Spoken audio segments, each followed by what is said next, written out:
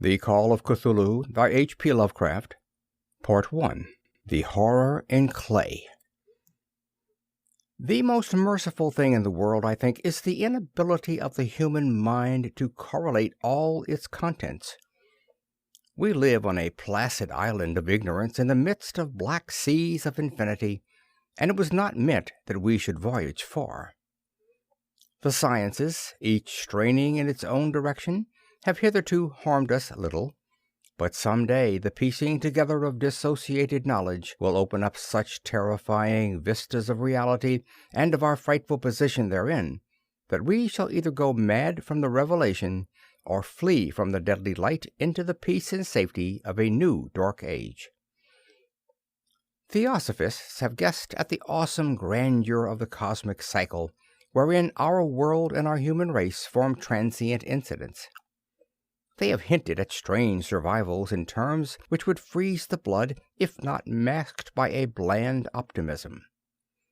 But it is not from them that there came the single glimpse of forbidden eons which chills me when I think of it, and maddens me when I dream of it. That glimpse, like all dread glimpses of truth, flashed out from an accidental piecing together of separate things.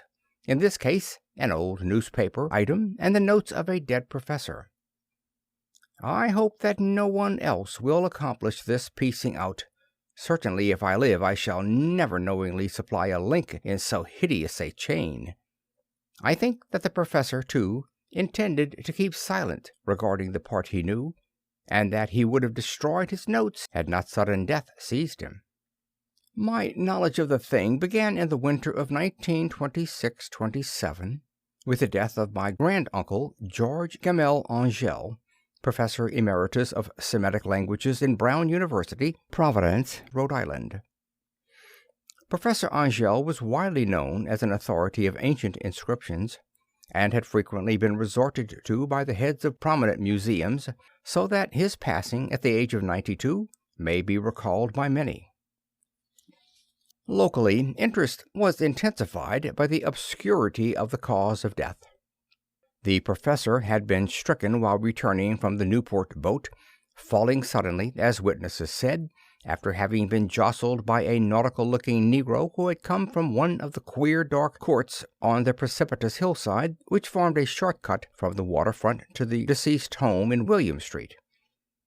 Physicians were unable to find any visible disorder, but concluded, after perplexed debate, that some obscure lesion of the heart, induced by the brisk ascent of so steep a hill by so elderly a man, was responsible for the end. At the time I saw no reason to dissent from this dictum, but latterly I am inclined to wonder, and more than wonder. As my granduncle's heir and executor, for he died a childless widower, I was expected to go over his papers with some thoroughness, and for that purpose moved his entire set of files and boxes to my quarters in Boston. Much of the material which I correlated will be later published by the American Archaeological Society, but there was one box which I found exceedingly puzzling, and which I felt much averse from showing to other eyes. It had been locked, and I did not find the key till it occurred to me to examine the personal ring which the professor carried always in his pocket. Then, indeed, I succeeded in opening it, but when I did, seemed only to be confronted by a greater and more closely locked barrier. For what could be the meaning of the queer clay bas-relief, and the disjointed jottings, ramblings, and cuttings which I found? Had my uncle, in his latter years, become credulous of the most superficial impostures? I resolved to search out the eccentric sculptor responsible for this apparent disturbance of an old man's peace of mind. The bas-relief was a rough rectangle, less than an inch thick and about 5 or 6 inches in area, obviously of modern origin. Its designs, however, were far from modern in atmosphere and suggestion, for although the vagaries of cubism and futurism are many and wild, they do not often reproduce that cryptic regularity which lurks in prehistoric writing. And writing of some kind the bulk of these designs seemed certainly to be. Though my memory, despite much familiarity with the papers and collections of my uncle, failed in any way to identify this particular species, or even hint at its remotest affiliations. Above these apparent hieroglyphics was a figure of evidently pictorial intent, though its impressionistic execution forbade a very clear idea of its nature. It seemed to be a sort of monster, or symbol representing a monster, of a form which only a diseased fancy could conceive. If I say that my somewhat extravagant imagination yielded simultaneous pictures of an octopus, a dragon, and a human caricature, I shall not be unfaithful to the spirit of the thing. A pulpy, tentacled head surmounted a grotesque and scaly body with rudimentary wings. But it was the general outline of the whole which made it most shockingly frightful. Behind the figure was a vague suggestion of a cyclopean architectural background. The writing accompanying this oddity was, aside from a stack of press cuttings, in Professor Angel's most recent hand, and made no pretense to literary style. What seemed to be the main document was headed Cthulhu Cult, in characters painstakingly printed to avoid the erroneous reading of a word so unheard of.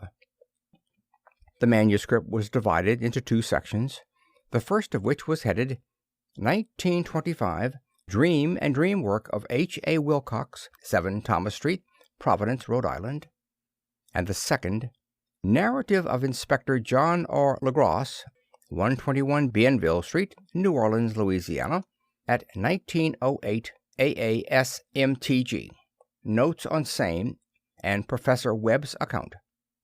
The other manuscript papers were all brief notes, some of them accounts of the queer dreams of different persons, some of them citations from theosophical books and magazines, notably W. Scott Eliot's Atlantis and the Lost Lemuria, and the rest comments on long-surviving secret societies and hidden cults, with references to passages in such mythological and anthropological source books as Fraser's Golden Bough and Miss Murray's Witch Cult in Western Europe.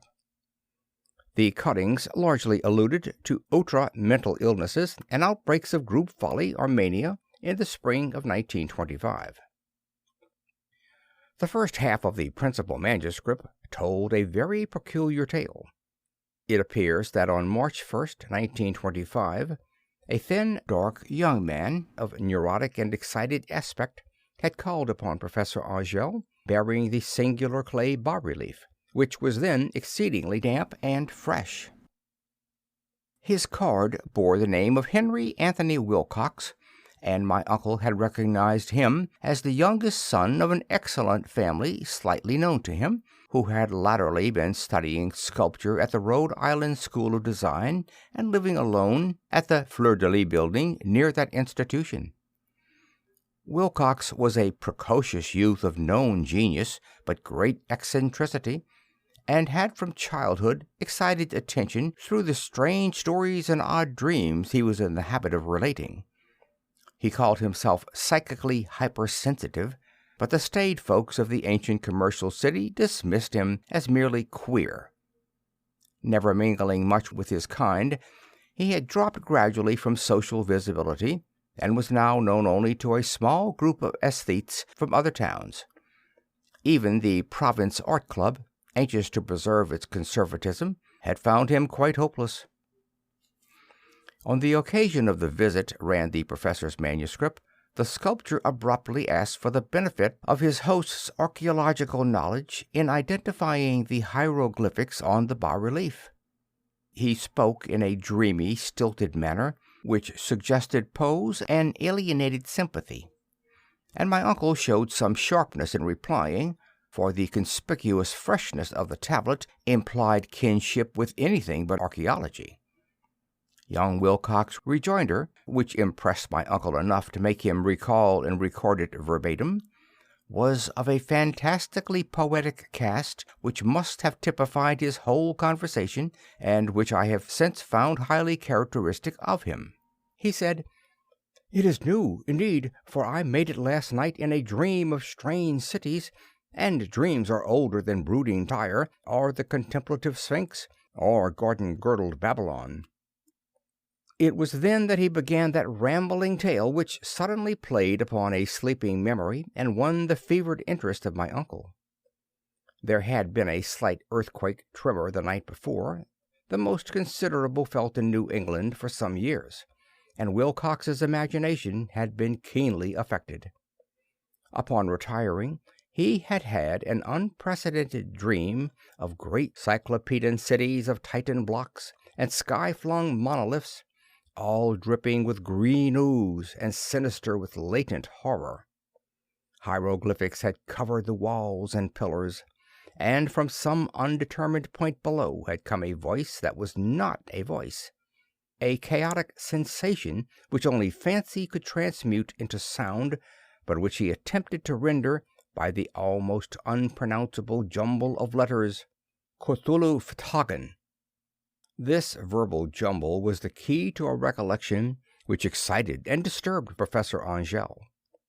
He questioned the sculpture with scientific minuteness, and studied with almost frantic intensity the bas-relief on which the youth had found himself working, chilled and clad only in his night-clothes, when waking had stolen bewilderingly over him. My uncle blamed his old age, Wilcox afterward said, for his slowness in recognizing both hieroglyphics and pictorial design. Many of his questions seemed highly out of place to his visitor, especially those which tried to connect the latter with strange cults or societies, and Wilcox could not understand the repeated promise of silence which he was offered in exchange for an admission of membership in some widespread mystical or paganly religious body. When Professor Angell became convinced that the sculptor was indeed ignorant of any cult or system of cryptic lore, he besieged his visitor with demands for future reports of dreams. This bore regular fruit, for after the first interview, the manuscript records daily calls of the young man, during which he related startling fragments of nocturnal imagery whose burden was always some terrible cyclopean vista of dark and dripping stone, with a subterranean voice or intelligence shouting monotonously in enigmatic sense impacts, uninscribable save as gibberish. The two sounds most frequently repeated are those rendered by the letters Cthulhu and Riley. On March 23rd, the manuscript continued.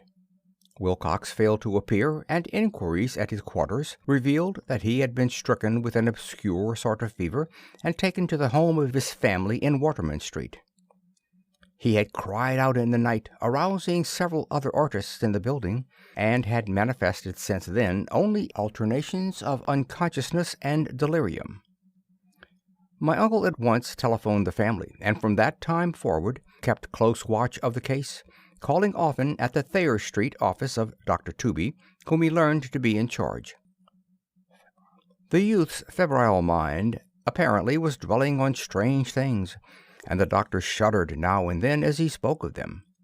They included not only a repetition of what he had formerly dreamed, but touched wildly on a gigantic thing miles high which walked or lumbered about. He at no time fully described this object, but occasionally frantic words, as repeated by Dr. Tooby, convinced the professor that it must be identical with the nameless monstrosity he had sought to depict in his dream sculpture. Reference to this object, the doctor added, was invariably a prelude to the young man's subsidence into lethargy. His temperature, oddly enough, was not greatly above normal, but his whole condition was otherwise such as to suggest true fever rather than mental disorder. On April the 2nd, at about 3 p.m., every trace of Wilcox's malady suddenly ceased. He sat upright in bed, astonished to find himself at home, and completely ignorant of what had happened in dream or reality since the night of March 22nd. Pronounced well by his physician, he returned to his quarters in 3 days, but to Professor Angell he was of no further assistance. All traces of strange dreaming had vanished with his recovery, and my uncle kept no record of his night thoughts after a week of pointless and irrelevant accounts of thoroughly usual visions. Here the first part of the manuscript ended, but references to certain of the scattered notes gave me much material for thought, so much, in fact, that only the ingrained skepticism then forming my philosophy can account for my continued distrust of the artist. The notes in question were those descriptive of the dreams of various persons covering the same period as that in which young Wilcox had had his strange visitations. My uncle, it seems, had quickly instituted a prodigiously far-flung body of inquiries amongst nearly all the friends whom he could question without impertinence, asking for nightly reports of their dreams, and the dates of any notable visions for some time past. The reception of his request seems to have been varied, but he must, at the very least, have received more responses than any ordinary man could have handled without a secretary. This original correspondence was not preserved, but his notes formed a thorough and really significant digest. Average people in society and business, New England's traditional salt of the earth, gave an almost completely negative result, though scattered cases of uneasy but formless nocturnal impressions appear here and there, always between March 23rd and April 2nd, the period of young Wilcox's delirium. Scientific men were little more affected, though 4 cases of vague description suggest fugitive glimpses of strange landscapes, and in one case there is mentioned a dread of something abnormal. It was from the artists and poets that the pertinent answers came, and I know that panic would have broken loose had they been able to compare notes. As it was, lacking their original letters, I have suspected the compiler of having asked leading questions, or of having edited the correspondence in corroboration of what he had latently resolved to see. That is why I continue to feel that Wilcox, somehow cognizant of the old data which my uncle had possessed, had been imposing on the veteran scientist. These responses from aesthetes told a disturbing tale. From February 28th to April 2nd, a large proportion of them had dreamed very bizarre things, the intensity of the dreams being immeasurably the stronger during the period of the sculptor's delirium. Over a fourth of those who reported anything reported scenes and half-sounds not unlike those which Wilcox had described, and some of the dreamers confessed acute fear of the gigantic, nameless thing visible toward the last. One case, which the note describes with emphasis, was very sad. The subject, a widely known architect with leanings toward theosophy and occultism, went violently insane on the date of young Wilcox's seizure, and expired several months later, after incessant screamings to be saved from some escaped denizen of hell. Had my uncle referred to these cases by name instead of merely by number, I should have attempted some corroboration and personal investigation, but as it was, I succeeded in tracing down only a few. All of these, however, bore out the notes in full. I have often wondered if all the objects of the professor's questioning felt as puzzled as did this fraction. It is well that no explanation shall ever reach them. The press cuttings, as I have intimated, touched on cases of panic and eccentricity during the given period. Professor Angell must have employed a cutting bureau, for the number of extracts was tremendous, and the sources scattered throughout the globe. Here was a nocturnal suicide in London, where a lone sleeper had leaped from a window after a shocking cry. Here, likewise, a rambling letter to the editor of a paper in South America, where a frantic deduces a dire future from visions he has seen. A dispatch from California describes a theosophist colony as donning white robes en masse for some glorious fulfillment which never arrives, whilst items from India speak guardedly of serious native unrest toward the end of March. Voodoo orgies multiply in Haiti, and African outposts report ominous mutterings. American officers in the Philippines find certain tribes bothersome about this time, and New York policemen are mobbed by hysterical Levantines on the night of March 22nd, 23rd. The west of Ireland, too, is full of wild rumor and legendary, and a fantastic painter named Ordois Bonat hangs a blasphemous dream landscape in the Paris Spring Salon of 1826. And so numerous are the recorded troubles in insane asylums that only a miracle can have stopped the medical fraternity from noting strange parallelisms and drawing mystified conclusions. A weird bunch of cuttings, all told, and I can at this date scarcely envisage the callous rationalism with which I set them aside. But I was then convinced that young Wilcox had known of the older matters mentioned by the professor. End of Part 1.